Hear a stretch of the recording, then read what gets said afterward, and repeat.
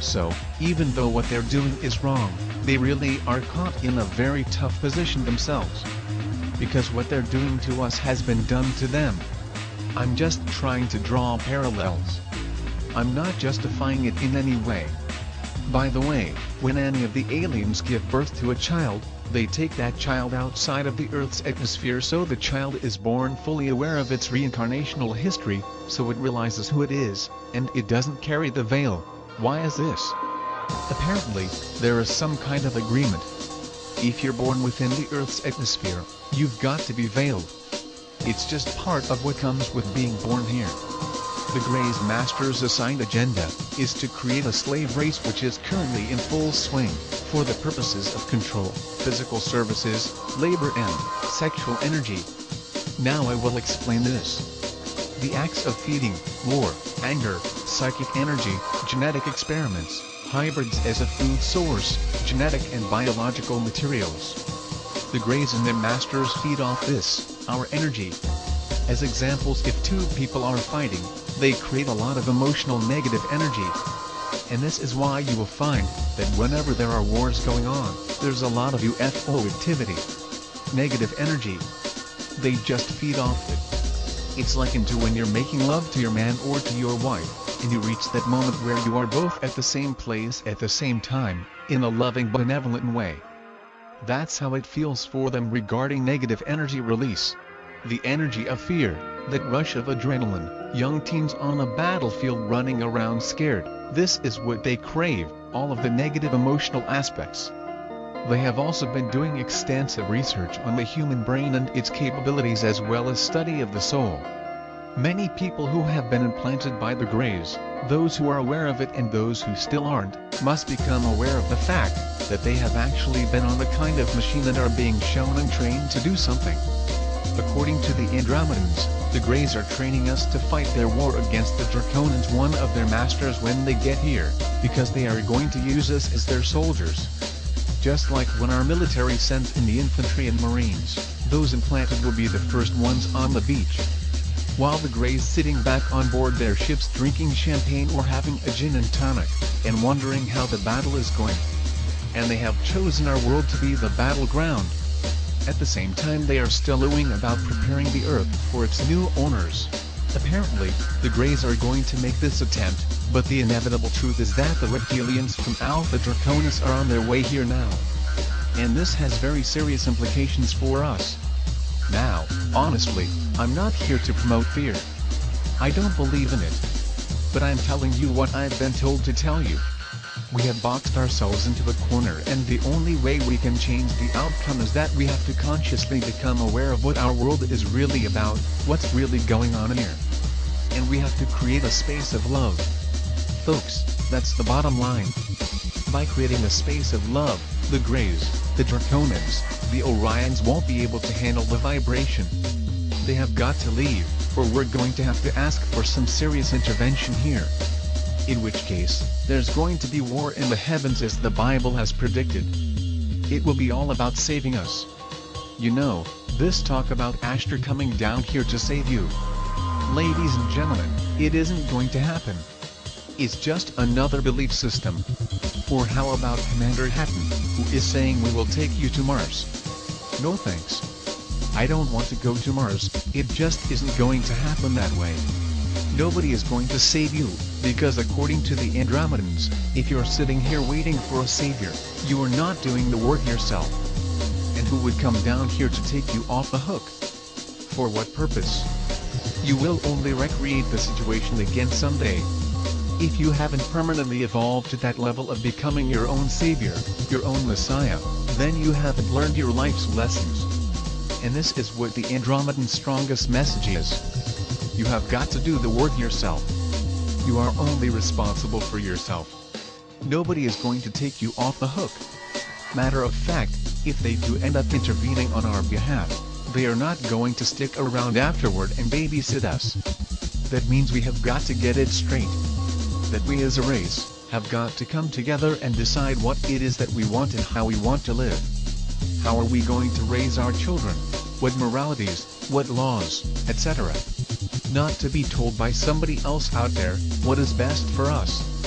Folks, It's never worked before, and it isn't going to work now.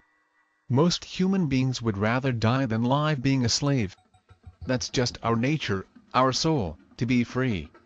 We're at that point again. What will we choose? You see, the Greys are currently monitoring the brain waves of those they have implanted. They have done this for the better part of 100 years on Earth.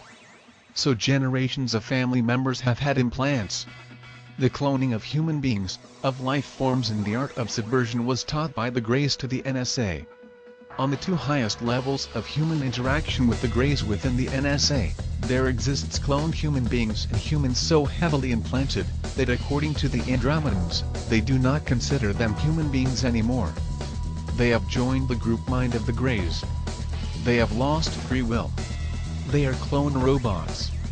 Their soul is trapped and they are no longer considered compassionate human beings.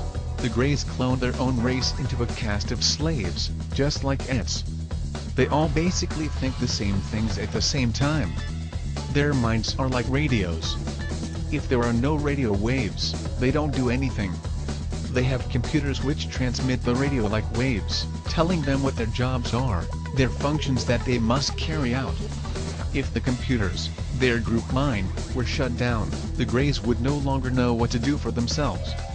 They do not possess individual intelligence like us, although they would very much like to create us to be like them.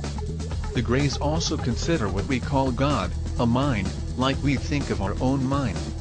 They have completely detached themselves from their spiritual essence, so long ago, that their physical existence and personality has become pure ego. The draconians are pure ego, as well.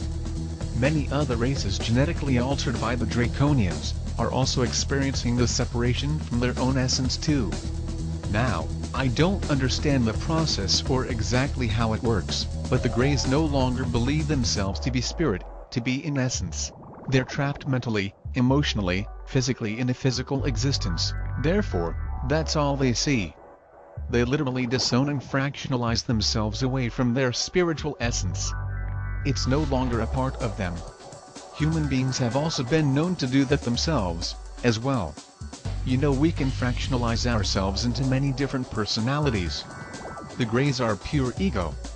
They are very sophisticated in mathematics and energy sciences. It has been said that our military at the time of the Holloman Air Force meeting, that there was an exchange of personnel. Our military gave the Greys 16 military personnel and that were supposed to be taken to the Greyish point of origin, and that they left us 1 or 2 guys or something of theirs along those same lines. Well, according to the Andromedans, it was really 109 human beings that were taken at that particular exchange. They have not returned.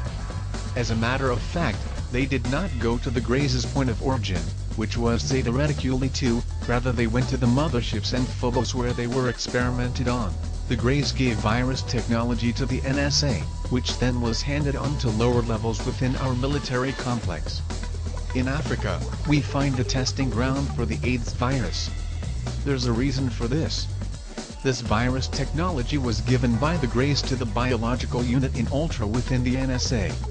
One of NSA's underground facilities is underneath Fort Meade in Maryland. At that location there are 19 acres of underground caverns, with some of the most highly technological and sophisticated supercomputers in the world, that were built and designed inside the facility. They have never seen the light of day.